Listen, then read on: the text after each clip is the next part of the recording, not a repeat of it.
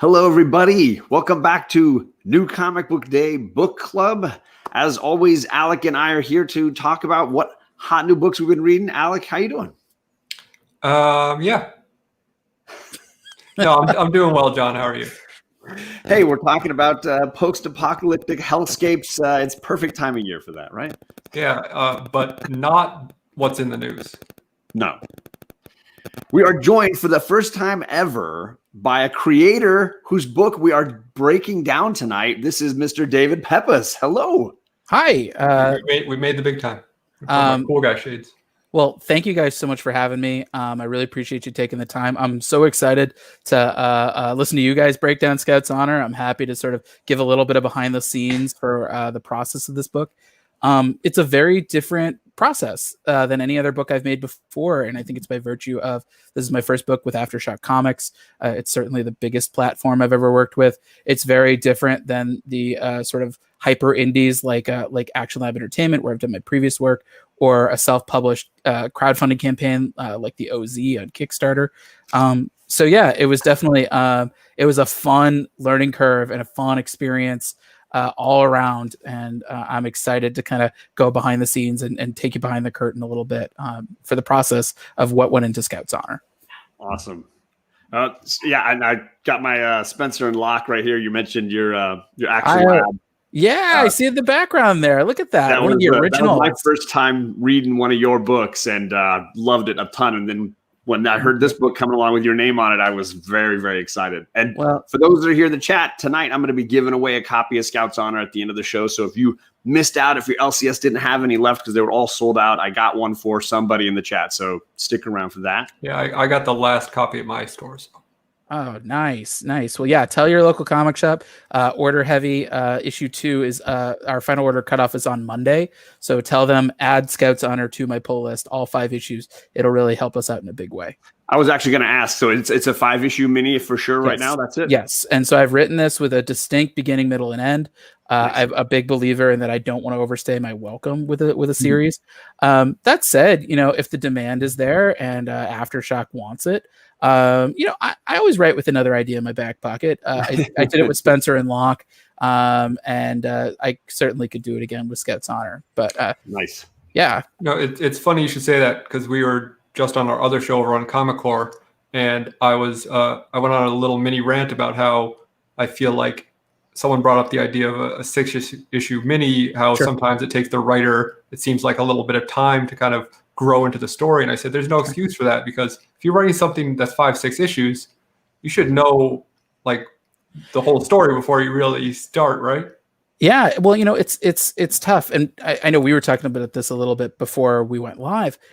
So much of pacing in comics, I think, it's an art, an inexact, that rather than a science, And so I think, especially in the last 20 years, when decompressed storytelling has become a thing, that I think it's made it much more challenging for creators to figure out how much exactly should I say in a first issue, how much of the card should I keep close to the vest.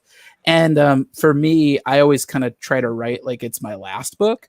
So I usually kind of err on the side of caution, where I'm like, I would much rather you have a book that feels hefty, perhaps maybe even too hefty, than one that feels insubstantial. Because yeah, like you said, for me, I'm also thinking about, issue to issue. This is sequential, this is monthly. And I know that comics are more expensive than they were 10 years ago and 20 years ago. And it's an investment. It's not like a video game, or your Netflix subscription. So I want to make sure you get enough bang for your buck. Heidi McDonald talked about a phenomenon called the satisfying chunk, making sure every issue kind of stands at its own. It has its own individual high concept. It feels worth your time to buy it. Not just writing for the trade, although having it all together in one thing, might sort of have a different kind of weight. And that's something I always try to think about when I'm writing my books. I am certain that's a thing, because I will tell you right now, there are mini series or, even maxi series that I have started reading and really enjoyed. And then an issue comes along that's a real dud. And I say, well, I still want to finish this, but I'm done buying the single issues. I'm not going to read it in trade. Sure. No, I get it. And it's a real tightrope. It's certainly one of the hardest parts to writing a series for me is, making sure every issue's kind of got its own sub-high concept to it, and really justifies separating its own separate chapter. I wanted to mention I got David's links all down below, his website, Instagram, Twitter, all that kind of stuff. He still has a Kickstarter up. Alec held up the book OZ. Yeah, and I've got a few covers here. You can order copies through the Kickstarter campaign. So if you want a copy of that self-published book from David, you can order it there on the Kickstarter. Super fun book, especially if you like Scout's Honor. The OZ really does work as a nice shot and chaser for it. So and nice. talk about a bang for your buck. It's like basically 2 issues in one. Yep. And extra pinups and the like. Our main cover is enhanced with UV raised coating on it. It's a super fun book. I feel very fortunate that the OZ and Scout's Honor, they really kind of came out on each other's heels. And I think they've really strengthened each other as a result. I definitely see them as sister titles for sure. Yeah, I can see that. Just want to say hello to the folks who joined us tonight. We got Travis, who was here super early. He's on that Canadian far East Coast there. So thank you for hanging with us late tonight. Yeah, thank you, Travis. We got my friend Justin over at No Good Comics. Thank you for staying up late on the East Coast too. Whew, all these East Coasters. The Coach Vic is here. Thanks, Vic, for coming by. Ryan, the new guy, is a big fan of indie comics. So I know he was very pumped when he heard. He's been so supportive of Scout's Honor. So thank you, Ryan, for everything you've done. I've been seeing you on Twitter, and thank you for spreading the good word. Let's see. There it is. Nick, the comic nerd, saying just finished the book 15 minutes ago, and he's hyped to see what the fellas have to say about it. So boom, perfect timing, Nick. I'm excited. Perfect timing. We got Perry here popping in to say hello, and the bearded comic bro. Hey, how you doing, buddy? Herminio Reyes, buenas tardes. Let's see. Jennifer from Comic Books Will Break Your Heart. She does a lot of great stuff on indies as well. So glad to see her in the chat. Yeah, thanks for joining us. And let's see here. 1-2 Comic Talk. Kevin, always doing great creator interviews. Good to see you, buddy. Thanks so much for stopping by. Awesome guy. Hello, Oregon. Good to see you. And Kilgore Trout, James Gallegos. Thanks, everybody, for coming by. Oh, the immortal Biggie Shack. Didn't want to miss you, Biggie.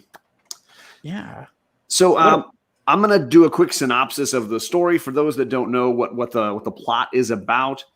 This is a post-apocalyptic story. Scout's Honor focuses on a sort of world-ending event. Some bombs and radiation dropped in the U.S., and a group of survivors coming out from underground after a very long time.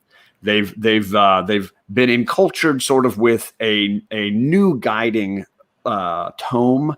They're using the Boy Scout manual as their guiding sort of philosophy, coming out back into the world again. And then the story jumps forward several hundred years to look at the descendants of that philosophy and how they are existing in this sort of hellscape, and specifically focuses on a Boy Scout named Kit. And yeah, sorry. Oh, no, Boy Scout, because it's not. Don't want to get any trademark disputes. Yes. Yeah, sorry. Scouts. Don't sue me, Scouts. And Kit is a real believer and really has mastered many layers of the Scout philosophy and techniques.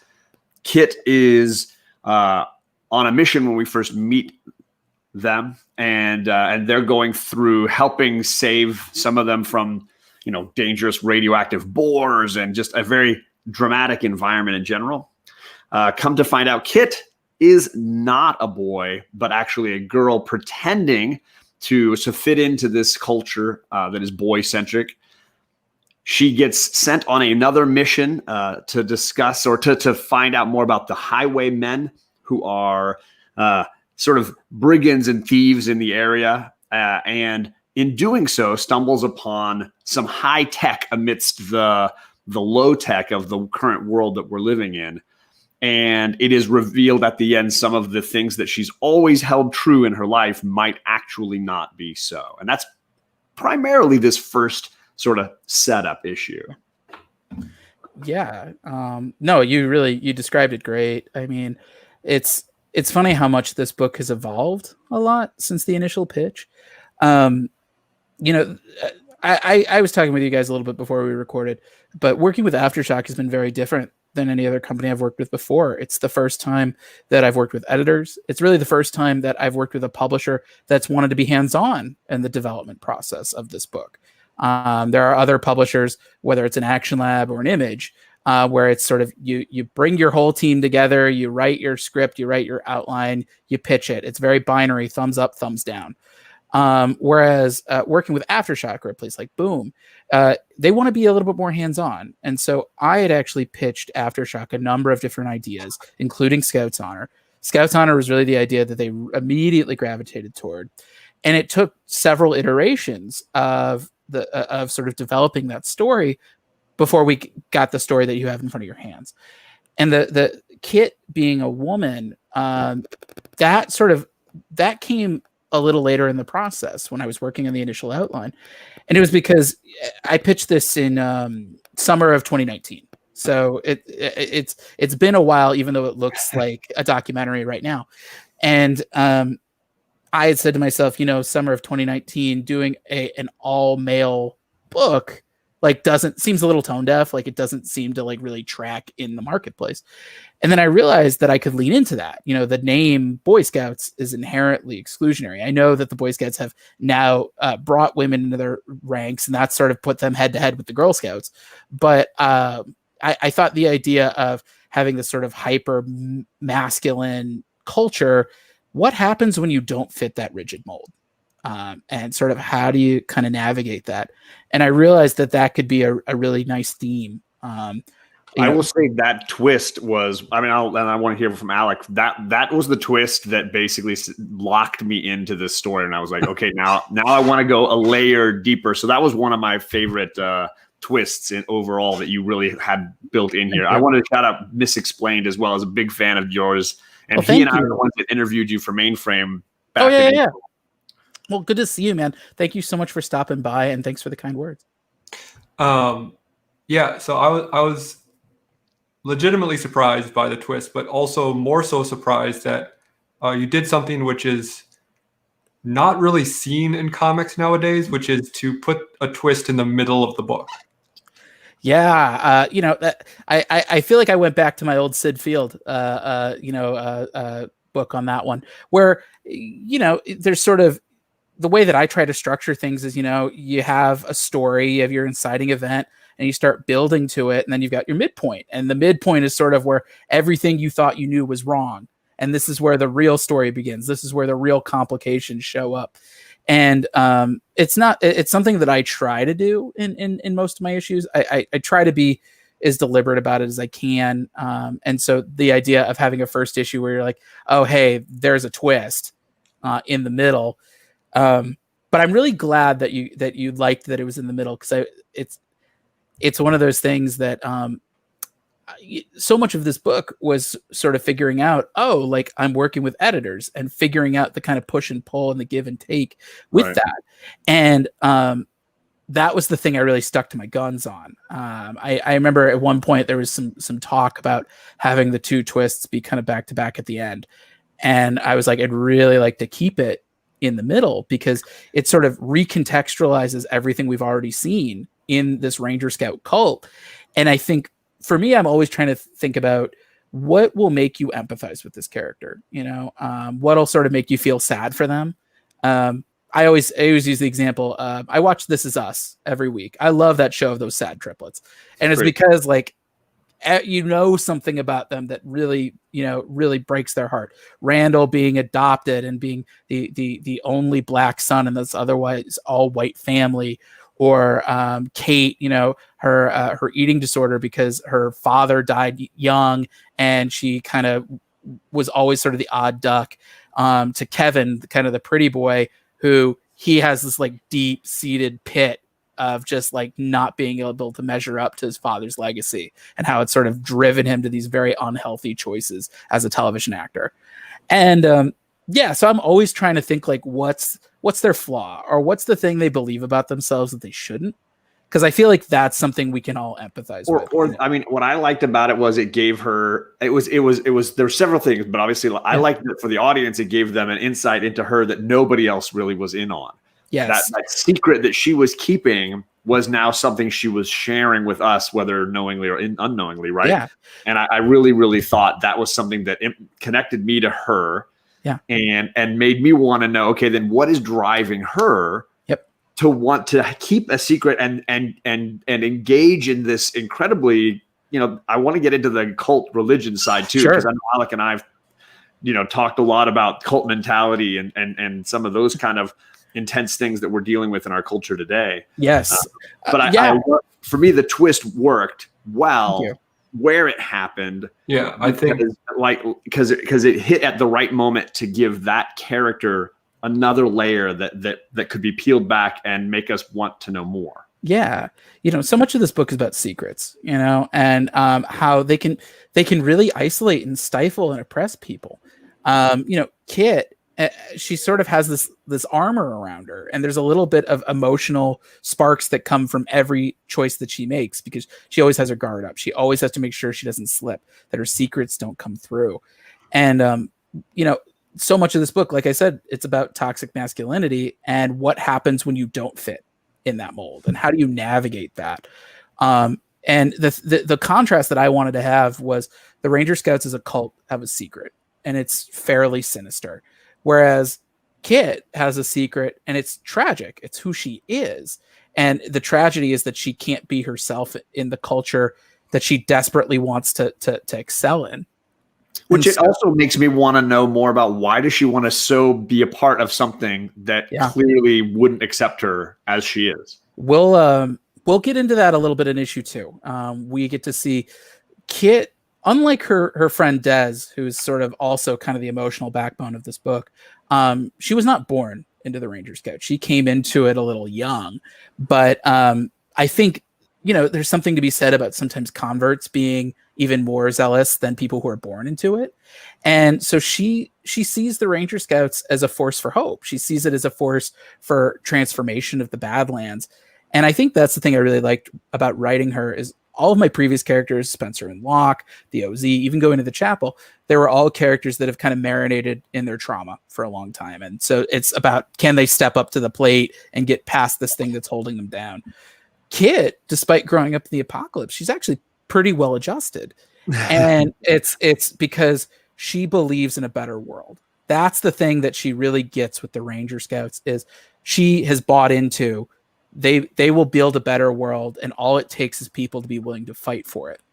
And that can be a really seductive creed. I think a lot of cult members, they think they're the heroes of their own stories, and it only takes hitting them at a certain angle with the truth to realize, like, oh, all these things that you took for granted as truth might not be as bedrock as you thought.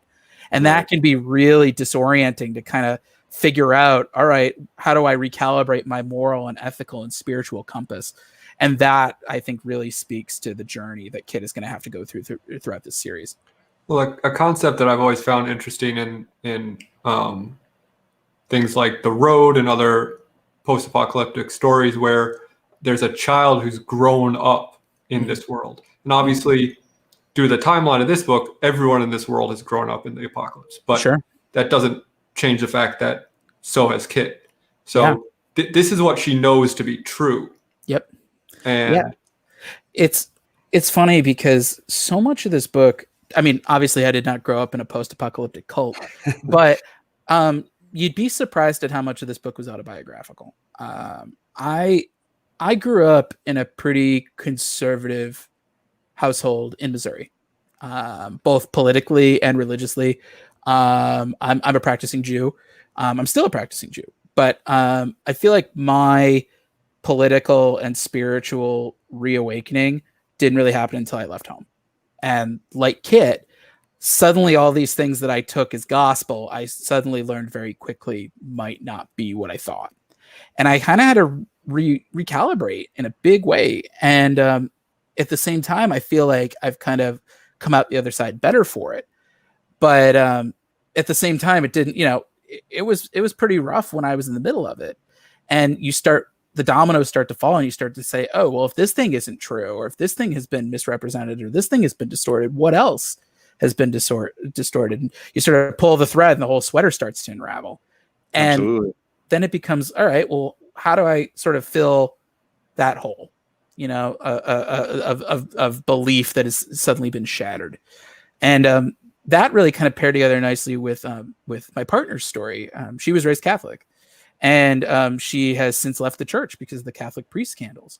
Because she was so disillusioned, she said, how could I be a part of this organization that has swept such horrible stuff underneath the rug? And so I kind of mashed those two real life stories together. Kit is really asking herself, how do I maintain my ethical and spiritual values while navigating the human side of it that is flawed and corrupt and sinister, and still stays true to who she is. I've said it's an anti-cult book for sure, but I don't think it's an anti-religion book. I and obviously we get the first phase of that is obviously the gentleman climbing. I wanted to get into the art here a little too, because Luca Casalanguida does a pretty amazing job in my opinion. But so I'll make my frame a little bit bigger. But so this is just the opening couple of pages here, and we see the hellscape as they come out. This figure here, this cult leader, I mean, he's got a very, Jesus-looking style to him. And then later we meet, this is the gentleman who's teaching and talking with Kit, and you see the art style for these characters is clearly such that it's going to create religious thoughts, cult leader thoughts, right? Because religion in a lot of ways can be a double-edged sword. I mean, there are some people that find such a great degree of strength and direction and structure, a way to sort of either connect with your ancestors or your community, or just a way to get across the finish line when everything else is empty in the tank. But on the other hand, religion, just like the Boy Scouts, just like comics, just like anything that can really form a huge part of your identity, if you take it too far, it can turn into something like a cult. And I thought a lot about, I read Howard Zinn in high school. He talked a lot about how history is written by the victors. History, human beings like continuity. We sort of build on the story from generation to generation. We tend to mythologize it. Sometimes we whitewash things. Sometimes the mythology bends back in on itself. You don't have to look any further than Christopher Columbus. It wasn't until like 10 years ago that people started publicly saying, the guy committed genocide. And I thought a lot about, this game of telephone. What happens if we just cut it? The new dark ages, something like, in this case, a nuclear apocalypse. What would human beings use to rebuild that continuity? What scraps of the old world would they look to? Yeah. And then start the game of telephone all over again with all the mutation and distortion that comes with it. And when I thought about what's the weirdest thing that could be a Bible, when I thought of a Boy Scout manual, sort of the combination of the iconography and the survival skills that would work in these dark ages. It's a functional, on some level, a functional tool for survival. It's not simply just a faith-based tool. Yeah. And just like a religious tome, there's going to be a lot of value you can pull from it. And like you're saying, it can also be twisted to others' devices. Yes. There's been a lot of good charity and good works done in the name of religion, but there's also been a lot of atrocities, and that's, we get a little bit of both in this book. And Kit is, she starts off as a true believer, and she's going to have to figure out what she is by the end of this. And that, I think, go ahead. No, I was going to say, going to get into the art. I wanted to hear from Alec. So Alec, he produced his own comics, creator, published, and so always brings, I think, a real insight into the art side of this for me. I just wanted to highlight like the color work in this was something that really jumped out to me. Sorry, there we go. Like when the boar. That was probably maybe my favorite panel. The eyes and the way the light like bleeds up, but everything up to then had that sepia classic kind of hellscape look, and then some of the colors and the explosions. And I also love that the panels are not like typically layout style. Like there's a lot of like freedom to the layouts.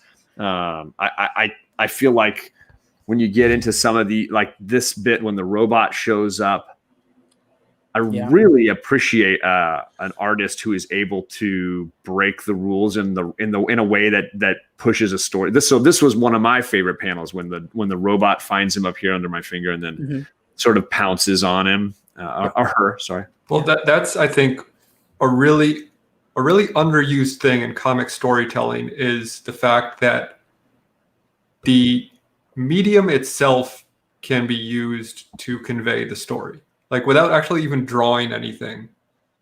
If you want to show action or movement on a page, you have the page itself to show that. So to use panels like that where something, pops up on top of something else, it gives you that moment of like a snap out of that moment into the character's realization or whatever the case may be. I'm so glad you said that. I'm a huge fan of overlapping inserts. I'm a huge fan of strobe technique, which is what we had used in the panel of Kit falling down the hill.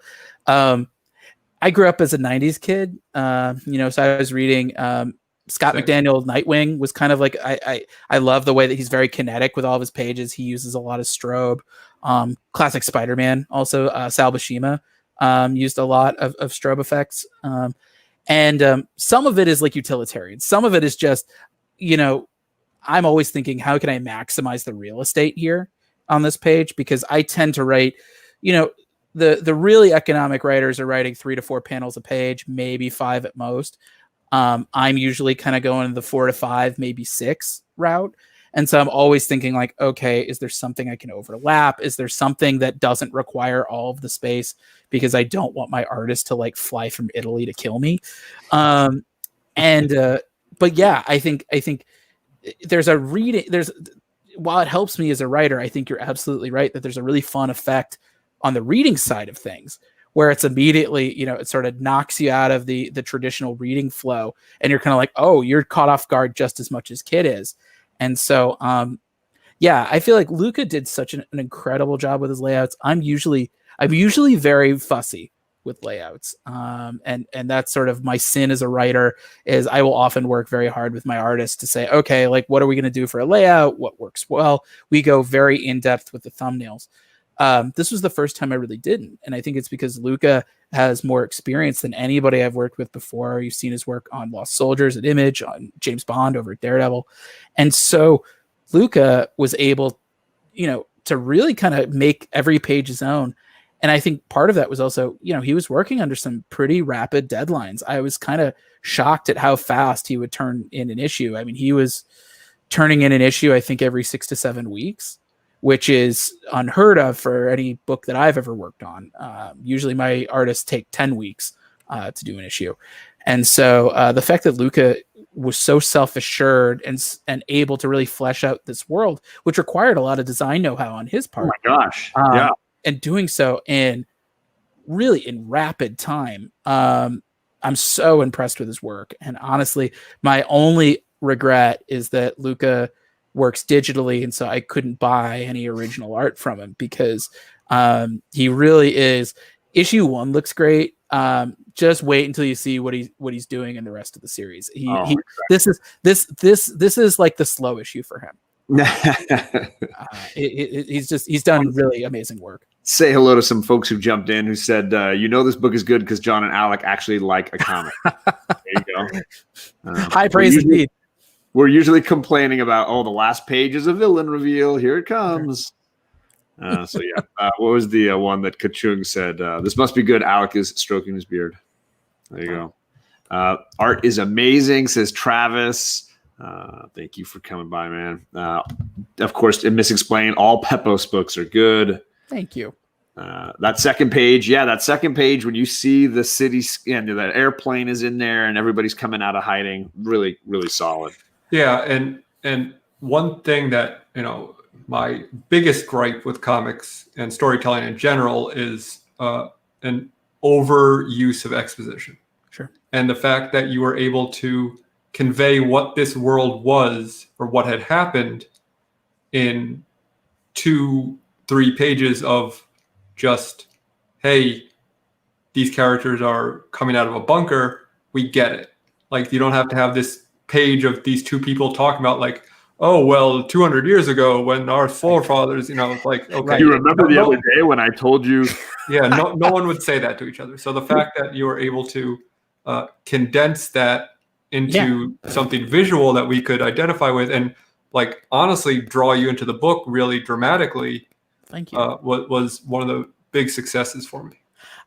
I'm so glad that you said that, because any eagle-eyed readers of Aftershock knows that most of their books are 20 pages. And as anyone who's read my book can see that this first issue was 22. And this was kind of a fun behind the scenes story, is when like I said, I pitched sort of the concept to Aftershock, and then I wrote a full outline for Aftershock, and then I wrote a first issue, and I had to kind of get it approved each step of the way before they would commit to the book. And one of my editors, Mike Martz, who I've known since I was in college. I interned for Mike when he was an editor at DC. He was the Batman editor during Batman RIP.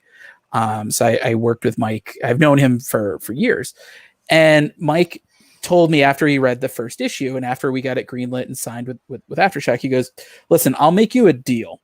If you can do a double page spread, I will give you 2 more pages for this first issue. And I had originally written sort of a 1-page introduction of the Ranger Scouts kind of coming out of the bunker. And I wasn't super satisfied with how I had written it. I had basically condensed pages 2 and 3 into 1 page and had that as the first page. And I remember saying to myself, if I had 2 more pages, I would do like a really cool, fun first page with the American flag, then sort of showing how tattered it is, and then showing the apocalypse behind it, and then showing these guys in gas masks coming out of a bunker. And so when Mike gave me that invitation, I remember just being like, yes, okay, I can pull this thing off. Because I feel like, and this is something that I've thought about with every single book I've ever done, the first page is like the thing, you can only get one first impression. And so I really think long and hard about the first page of my book. I mean, you see, Spencer and Locke right behind you. The first page we did was a riff on Bill Watterson's Calvin and Hobbes. And I knew that like that's a roller coaster of a first page and it's an audacious first page, but I knew that whoever opened that book was not going to forget that book. And that's always sort of my goal for first pages. I feel like Scout's Honor, I was really thrilled with how Luca sort of realized that. And I'm really grateful to Mike for giving me that little bit of extra wiggle room. It's so hard in creator-owned indie comics. You don't get a lot of room for self-indulgence, especially if it's a publisher that does 20 pages versus 22, which is kind of becoming the industry norm. You would be shocked at how many times I say my kingdom for 2 more pages. It makes a difference. Yeah, it's it's 10% of your story, and I always find that it's the most important like sort of world building element. It's here's where you flesh out your villain, or here's where you sort of flesh out the world, or here's where you have a cool page with a tattered American flag. In this issue, that spread page, seeing the plane crash in the city, I can't imagine this book without those 2 pages. Yeah, and so I give Mike a lot of credit for letting me do that, because I think it let us start the book off on the right foot, and really kind of, like you said, really kind of hit readers in between the eyes and be like, oh, okay, it is on. This is not like a clean post-apocalyptic world. Like it is, it's a harsh world, and I'm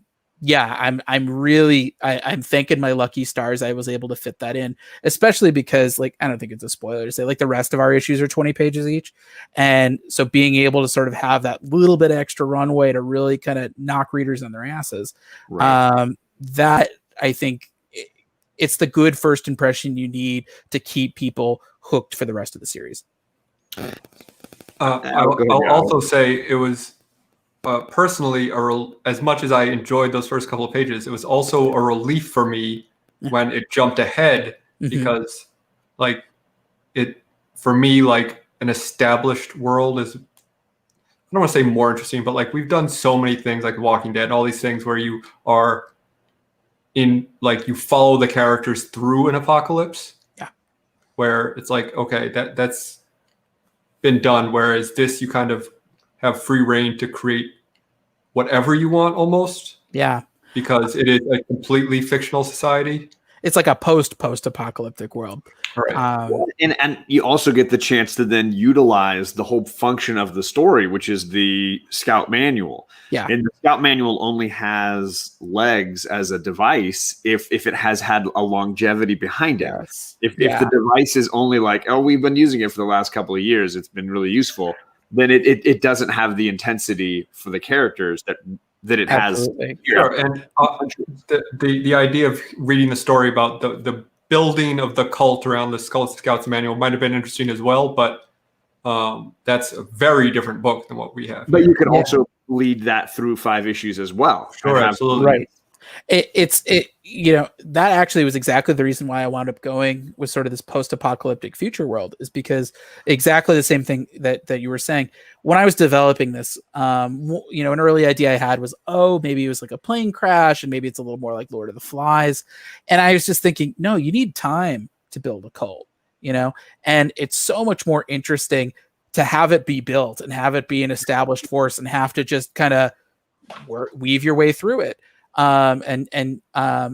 I found that it was much more exciting to have the cult already built and sort of build my own religion. I know that sounds super self-indulgent, but like I said, that's what a writer should be. It's like Handmaid's Tale. Yeah, exactly that. I usually talk about Handmaid's Tale anytime that I talk about this book, because it was a big influence on it. But as a practicing Jew, it's a religion of literary criticism. You've got 5 different rabbis examining one passage and giving 10 different interpretations. And then we have all that apocryphal material in the margins. I was raised, Judaism has a really wide spectrum of practice, from sort of secular Judaism as just like cultural Judaism, to Reform Judaism, to conservative, to Orthodox, to sort of the ultra Hasidic community. And so the idea of finding meaning and finding the religion and all this iconography, that was really fun for me. For example, I wrote back matter for this first issue. Normally I think back matter is useless and it's a waste of money and a waste of time. That's probably the worst thing to say, when you're promoting books, but I had a lot of fun with it because Aftershock was offering a program. Any retailer that orders 20 or more copies of our books gets Ranger Scout merit badges. And so I came up with backstories for 14 Ranger Scout merit badges. I wanted to show that bit because we've talked before about getting to the end of a book and seeing a map or seeing a layout and being geeking on the idea that clearly this writer's thought it through. So the end of this book has all the merit badges related to what these scouts have been dealing with in this new environment. What kinds of things? Explosive, tactical driving, radiation, all these kinds of things. And there's 4 pages of it. It's really great in depth. 14 merit badges in total, and those will all be available at comic shops. But things for example, the explosives merit badge, which is kind of one of my favorites, where their philosophy is the world was born in an explosion. And so sometimes explosions, you need something big and dramatic to make change happen. Sometimes, you can't be subtle about it, but at the same time, they obsess over payload composition and blast wave radii, because they've believed that if you don't respect the bomb, you could be the next thing that gets consumed by it. Or things like the switchblade, which is sort of the signature weapon of the Ranger Scouts. It's their coming of age, their passage of boyhood into manhood. It's your bar mitzvah, really. And their idea was, we know as switchblades, we think of a Swiss Army knife. Right. This has mutated over time. The game of Telephone. There's these giant buster swords from Final Fantasy that have sub blades in the main blade. They've got a can opener blade to pry open armor. They've got corkscrew blades. They've got a flamethrower component in case you want to start a fire. It was, and that's because they've grown up saying, oh, well, that's how the original Scouts did it. And so it's been really kind of interesting taking things like that, or the actual Boy Scout laws, which you do not have to squint that hard for some of them to make them a little cult-like.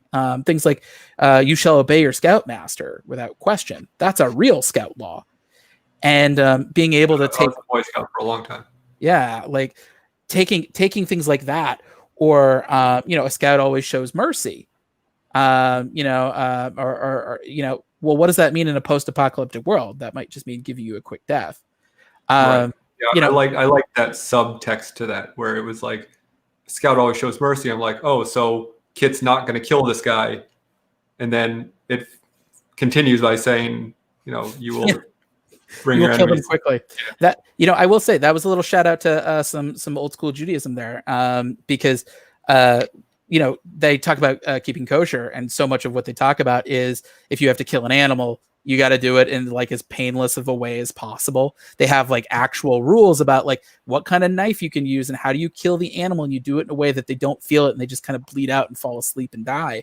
And so I thought that was like a little nice shout out to the motherland of being like, oh yeah, like they still like the ethics of murder in this case. How do they navigate it? And they have like a weird kind of code of ethics that goes behind it.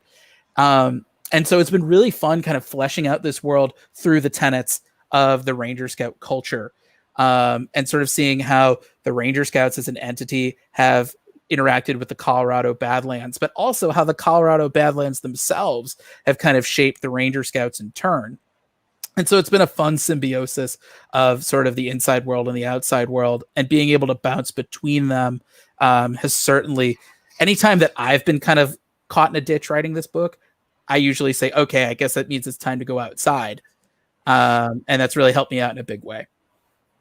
I wanted to ask Alec, because I know when we talk about issue ones, a lot of the world building stuff here, we have the beginning 3 pages dealing with the first survivors coming above ground again. Then we jump to Kit and her friends, and we see kind of their group. And then we see a little bit of Kit's home life. Then we have her on a mission, and we see the highwaymen, the I don't know if we want to even call them villains, but certainly they're not necessarily good guy looking. They're outlanders, they're marauders of the yes. And perspective is everything, because from their perspective, the Ranger Scouts are probably the bad guys. Right. Yeah. And then we finish with the sort of high-tech underground bunker stuff, where we're getting a glimpse of another layer. So for me, Alec, I was just curious on your thoughts of the sort of microcosm of this world, where we're getting high-tech, low-tech, we're getting family, we're getting, cult, we're getting, Mad Maxian, like road warriors. How do you felt like it melded all together for you? Go ahead, Alec. No, please. Yeah. So, I will be honest. Typically, I prefer slower storytelling. So sure. I want things to be not stretched out in an artificial way, but to take the minutia is what's interesting to me a lot of times. Yeah. But having said that, like while reading this, I was never really felt like, besides the one sequence of the robot, the introduction of the robot. Sure. Where I was like, I wish that had been a little longer. Yeah. A little bit longer. But it didn't make me upset at the book or anything. I was just like, man, I wish that had been like a little more drawn out, because it could. No, good. No, I feel like there was an opportunity there to explore it more. But I agree. But at the same time, I'm glad we got all this information in the first issue, because I feel like the story is so much bigger than the world building, so that, we got a lot of that out of the way, where you establish these different pockets of this world, and then that's going to expand the story rather than the story being the world. Yeah, exactly. I mean, it's one of those things, like, as much as I've enjoyed the world building, and like we get to keep fleshing out this world as the story continues, it doesn't mean anything if you don't have like an emotional core to it, if you don't have that backbone. And so, Kit's kind of long, dark night of the soul is a big part of it, and sort of her coming to grips with like, maybe the Ranger Scouts aren't everything we've thought. But I think another part of the story that I've really enjoyed writing is her friendship with Dez, Dez is the son of Scoutmaster Shepard, who's kind of the religious and political leader of this cult. And he's kind of the Loki to Kit's Thor. in a lot of ways. He's always kind of coming up second best, even though he's living with scrutiny on top of scrutiny. And this will be sort of a minor spoiler because we'll get into this in issue 2. But, I had thought when I came up with Des and Kit, I said, if life would be hard navigating this sort of hyper masculine cult as a woman, how hard would it be as a member of the LGBTQ community? And so Des, that's sort of the tragedy of Kit and Des, is that they both have these big secrets about them that they don't know about one another. And so Des, when you kind of strip all away the post-apocalyptic stuff and even the Boy Scout stuff, he's the closeted son of the pasture. And that's a hard way to live. And so I feel like when he and Kit's friendship kind of curdles and turns into this more bitter rivalry, there's a reason for it. They both have secrets that are sort of putting them on a collision course. Which would harm a friendship where you thought you were both being honest with one another and both realizing in hindsight how much of yourself you've been hiding. And on top of that, without spoiling too much, there are moments where you're sort of vulnerable with your friends, and sometimes your friends take that in the right way, and sometimes they don't. And this is going to be kind of a case of two secrets not meshing well together. And so I understand where Des comes from. I feel like every scene I've written with them, there's like a degree of sadness there, because he wants so badly to measure up. He wants so badly to have his father's approval. Which you get in this issue when the boar is killed and they go back to the main. Yeah, and he says like, "Oh, can I tell him that I killed the boar?" Yeah, and it's only going to kind of get worse from there. Like Shepard, and we mentioned it a little in the back matter. He's not going to give his son any sort of special treatment. And if anything, he's like, my son, he's kind of a slacker. Maybe if I pit him against his best friend, he'll step up. And so there's a little manipulative streak in that whole dynamic, but at the same time, any sort of high achieving parent, they will often sort of go to extraordinary lengths to push their kids. And like we were talking about, it's the apocalypse. So it's self-fulfilling. You need to be the best of the best in order to survive. Sure. But seeing how Kit and Des's relationship kind of gets strained, that's, I think, really the emotional backbone of this book in a major way. We've all, I think, no matter where you stand spiritually, I mean, I think everybody has a degree of figuring out where they stand in sort of how they look at the universe, but everybody has had conflict with a friend. It just, that is a universal human experience. And at the same time, it's almost hard for me to look at Des as like an outright villain, because I get it. And seeing how he's going to have to sort of come to grips with his father's expectations versus just kind of living his own life. That is something that's really poignant, I think, about this book, and makes Des's arc, I think, really stand out in a really satisfying way. I think that's a really interesting perspective, because I think, especially when it comes to storytelling, it's so easy and kind of a cheap way out to say, I'm going to make this guy the bad guy because he makes a decision based on emotion. Right. And does something wrong. Right. Or does something even possibly evil. Right. Or selfish or whatever. But we're all human, and we've all made those mistakes to some degree.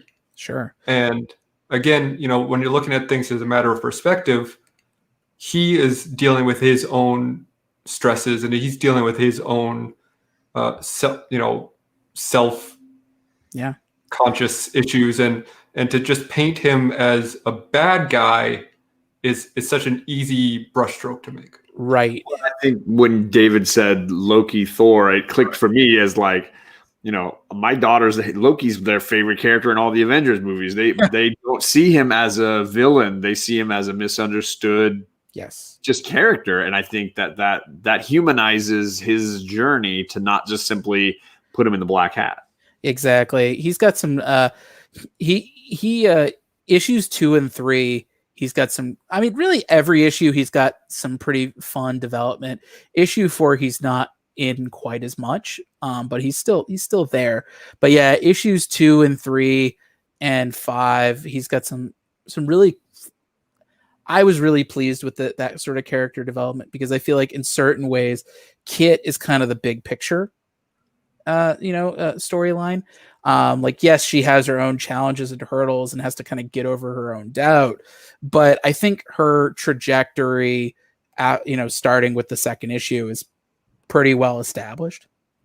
But Des, he's the street level guy. He's really kind of the guy who's just, it's about, how do you live in a pressure cooker society like that, and what it take from you, and like, can you get on the other side with your soul intact?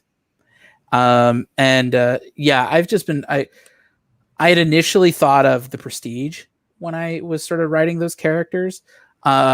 And at the end of the day, I don't think that rivalry is nearly as like dramatic and over the top. They're not like making like crazy sci-fi machines to try to one up each other. But but I do think the rivalry, it feels organic to me, and we worked hard to try to earn it, and we'll kind of see the dominoes start to fall in issue 2. I think for me, a perfect example is always The Breakfast Club. Yeah, where the movie starts off with basically all of the characters in detention seeing the other characters as the enemy, or at least the other, or they are outsiders to what they know. And by the end, obviously, spoiler alert for The Breakfast Club for those of you who haven't seen it, by the end, they all realize that they have more in common that they don't. They just are coming at it from different perspectives. Because the enemy's the man. Yeah. Right. Yeah. Exactly. We're running out of time. I just wanted to spend a little time on the ending reveal. I know Alec was probably just as excited as me that we're not reading at issue number 1 with a villain splash page in the last panel. I was like, what? The who's the big villain? Oh, Thanos is going to be back next week. Yeah. Instead, we got what I prefer, which is something that I've always loved about like Die with Stephanie Hans, is like the reveal is an idea. When the reveal at the end of an issue is a concept that's going to like alter the world and what's happening, I was incredibly pleased by that. It's not a character coming in who's going to be the baddie later on or whatever. The reveal is concepts and ideas, and that is far bigger. And I was very pleased by the final moments in this issue. Thank you. It was all about secrets and sort of, I remember watching a show called The Path on Hulu, and if you haven't seen it, it really flew under the radar. It's really terrific, starring Aaron Paul.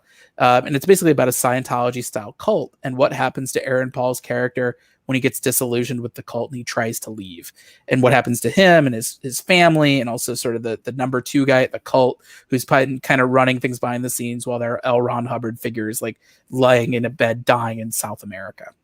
So I was thinking a lot about, things like the Catholic priest scandals, or things like even Scientology, where these exposés come out and it just like rocks you to the core. These people who are supposed to be men of God, people who are supposed to be ethical people, are, they've got these horrific skeletons in the closet.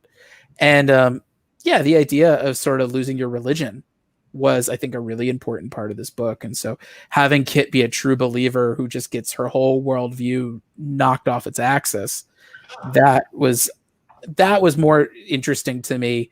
There are villains in the piece for sure. Yeah, no, we're not saying there's no villains. It's just that not having them be the linchpin. Exactly. Like for me, what was more important is she has to her own belief system is attacking her now. And that means she's going to run afoul of all the people that she grew up with and grew up loving and trusting and respecting, and suddenly realizing like, oh, we're on the wrong side of this. We are on the wrong side. And I think that speaks to a lot of kind of the world we live in right now. Like I said, I grew up in a really conservative upbringing, and realizing when I left home, like, oh, I'm on the wrong side of all this. Like that changed my life. I did a big Twitter thread this morning because somebody, I guess, realized my politics on Twitter and was like, I'm out. And I said, well, I've first, I've covered state politics. I used to be a reporter. Secondly, like I think my politics have been well earned at this point, just through life experience. I've sort of, I think, become a little bit more of an empathetic person and a little bit more of an open-minded person. And it's because I kind of got out of the environment that I was raised in. And so I thought that really was the personal angle for me. Well, and confirmation bias is a real thing. And it's, yeah. I mean, I see it, you know, my younger siblings are 9 years younger than me. My younger siblings are triplets. And I remember, not to get too political on your podcast, but, you know, I remember during the last election and I was horrified and saying, you know, this is horrible. This is the worst thing that could ever happen. And seeing my siblings at the time be like, what are you talking about? And I've been really heartened to see over the last 4 years, they've gotten it. Now they get it. And I think, you know, that's something that's part of everybody's coming of age, is you're raised to believe one thing and then you leave home and sort of the world will kind of test, you know, that philosophy has to survive its own test. Yes. And so, yeah, the idea of just her figuring out like, oh crap, like we've been looking at this all wrong. That felt like a more emotional journey to me than, who's the villain of the week? Because the villain is just sort of her own sort of curdled faith, and how's she going to get on the other side of it? Well, I mean, I still want to let Alec talk about the ending, but for me, it did remind me of an issue of Die when it was like I was expecting a villain reveal, but the end of the issue was the character saying, or sort of realizing that they were the villain. And realizing that, no, we're going to burn this motherfucker down. Like that was the realization that there was no villain reveal. It was them going, no, and I have an idea and I got a really wild idea. And you just watch, I'm going to burn this whole world down. Yep. Yeah. I mean, I've gone on some, for me, impassioned rants as far as my, emotions will take me, because I'm jokingly called a robot a lot, but the last page villain reveal, which is a thing that we bring up a lot, where, the big two do it so frequently, where you flip the last page and, oh no, it's Red Skull, and like tune in next week to see what he's going to be up to. Right. Especially at the end of issue 1s. But for me, all I want from the end of an issue is to want to turn the page and have more comic. That's all you need to do, which is what this succeeds in, because it is, like John said, it's the next layer of the story is saying what's going to happen next. And obviously you can't just end it in the middle of a conversation and say, I want more comic, because then doesn't work, because then you're just frustrated. So it has to be some level of cliffhanger or some level of what's going to happen next moment. And thank you. I think really hard about cliffhangers. Again, so much of my writing process is about laziness. And so for me, cliffhangers are they're the landmarks. And they're sort of, you ever played Mario Kart and you hit the speed ramp and you go like way faster? That's what the cliffhangers are for me, where I'm like, okay, I'm slowing down, but if I can just hit this speed ramp, I'll be, I'll keep the momentum going. And it's a little like television with the commercial breaks, where you're just like, okay, I have run, these are my 20 pages, my 22 pages. What's like the biggest sort of knock you in the stomach kind of moment that I can think of? And that becomes sort of the landmarks in which I build the rest of the story around. I rarely write my story sequentially. I usually kind of do it structurally and out of order. And so it's those cliffhangers that are usually like kind of the big roadmaps of, okay, this is where I'm going to go. This is what's going to sort of spin and push the next issue forward. I always find that so interesting, because, I would not say an accomplished writer, but I wouldn't even say prolific writer, but I have written a fair share of things myself, and I write very sequentially. So it's always really interesting for me to hear when people write more structurally. It's like I hesitate to bring him up, since like now we've all kind of found out he's a little bit of a creep. But Joss Whedon used to say dessert first. And dessert first was like, I think, the most important bit of advice I ever got for writing, because Now I know I just write the stuff that, like, when I think of an idea and I think of that imagery, for example, like thinking about the boar, the gamma boar, I'm like, okay, I'm going to write that down first. And that usually helps me build my momentum so that when I get to like the tough connective tissue, like Scoutmaster Shepard's big speech, talking about the Ranger Scout cult and the rules, I've already chiseled through enough of that story that I'm like, okay, it's just 2 pages left. Like, even if it takes me a day or two to kind of like wiggle my way through, I can do it knowing that I've written 10 pages already. Whereas you're having your vegetables. Yeah, exactly. So I've been a big believer that, like, the first thing that comes to mind, I'm always writing it down, even if it's just in bullet point form, because then it's just a little bit closer to the finish line. And then I find, like, if I haven't written a whole lot and I've written everything that I think would be interesting, I'm like, all right, this idea really wasn't ready for prime time, but usually I've written enough that I'm like, okay, the really hard stuff, which is usually sort of conversations that build up theme or world building, I'm like, all right, I've done the action stuff that I've had a lot of fun with. Like, I can hunker down now. I've eaten a lot of ice cream, so I guess it's within me to eat some peas now. Yeah, those Joss Whedon is my master now shirts did not age well. Yeah, no, they did not. But yes, I feel like despite the guy being a creep, this one bit of advice it doesn't mean he can't write. Yes, exactly. Yeah, ultimately though, the process is whatever process works for you. And so, I always try to give advice with a grain of salt, because I know that, like, somebody's going to hear this advice and they're going to hear it and be like, this guy's a moron. What is he talking about? And that's totally valid. I just view writing stories as like building a chair, and there's a lot of different ways to build a chair. You can start with the back, you can start with the seat, you can start with the legs. It's really whatever helps you build chairs. That's always the right answer. Sure. Yeah. I mean, it's the same with visual art too. Like, some people will lay out a whole page first, or some people will do panel by panel, or, whatever the case may be. And yeah. Do you start with a face? Do you start with hair? Yeah. Do you start with biceps? Yeah, exactly. Hello, 90. Thanks for coming. I know you're up late, but you're probably up with the baby. So nice to have you pop in here, man. And Jeff Schultz too. What's that? Schultz popped in too. Oh, Jeff popped in. I did his icon blended in. Sorry, Jeff. For Chicago. All right. Look at all these people on the other side of the country popping in. I wanted to remind everybody that I put all the links for David's social media, his website, his Kickstarter for OZ, where you can get his self-published new book that Alex has all the covers there laying next to him. So you can, all that stuff is there.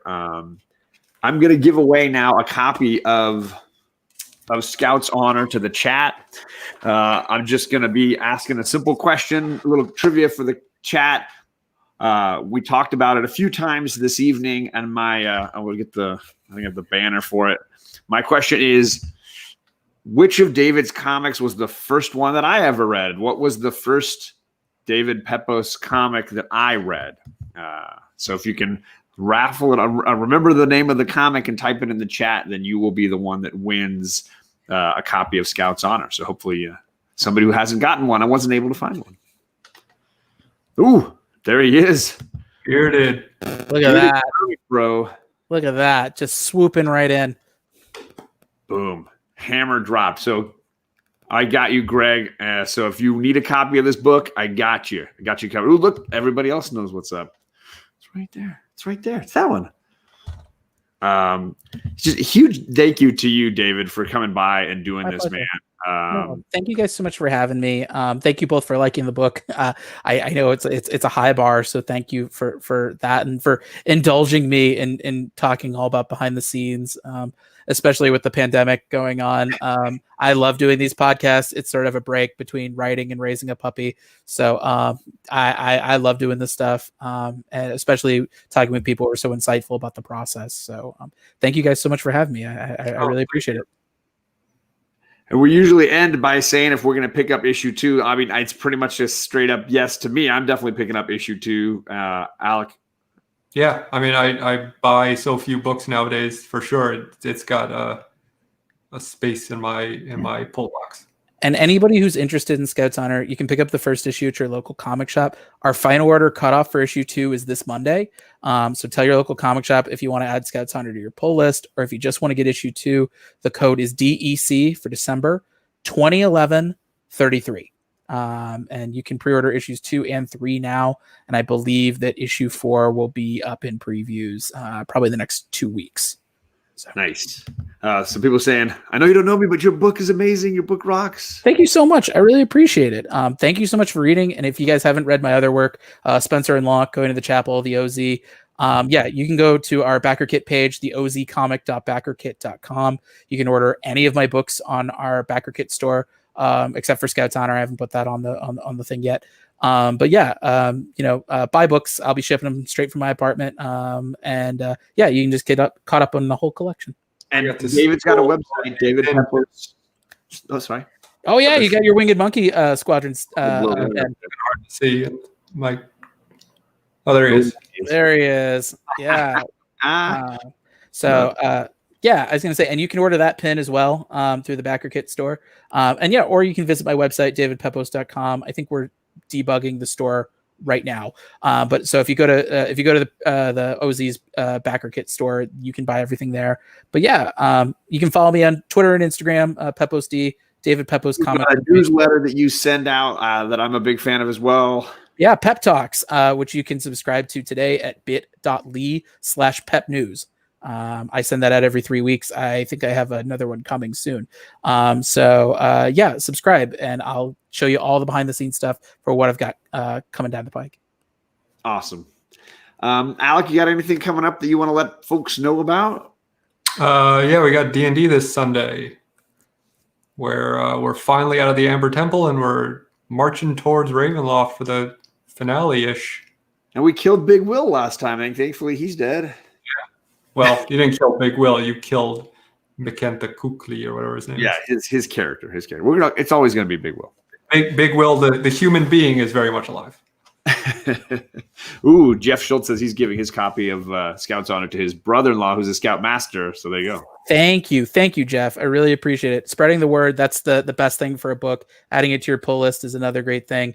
Sure. But yes, word of mouth is huge. So thank you. I don't know if you saw in the chat, Bearded did say he already has it. He just wanted to prove how smart he is to give it to someone else. So I don't know if you want to go to the second person who put it in. I saw Lord Roscoe needs a copy. The second person was Travis. I know he's got a copy of it. I think that was the next one. And looks like everyone in the chat has got a copy already. So they were all here in advance. They knew what was going down. So I'll figure out somebody that needs it. I will definitely figure that out. Do your good turn for the day. Yeah, exactly. Right. I've got my edited video tomorrow looking at my pull list. So if you want to know what I'm picking up for next week, you can see a week in advance. And then Friday, I'm doing a mega grade unboxing for my CGC books. So if you guys want to come back around on Friday, I hope to see you guys for some of that as well. And then I just want to give a shout out real quick. I don't know if it's going to overlap your stream on Friday, but JP's Budget Collecting just hit 1,500 subs. He's doing a live stream to celebrate that on Friday as well.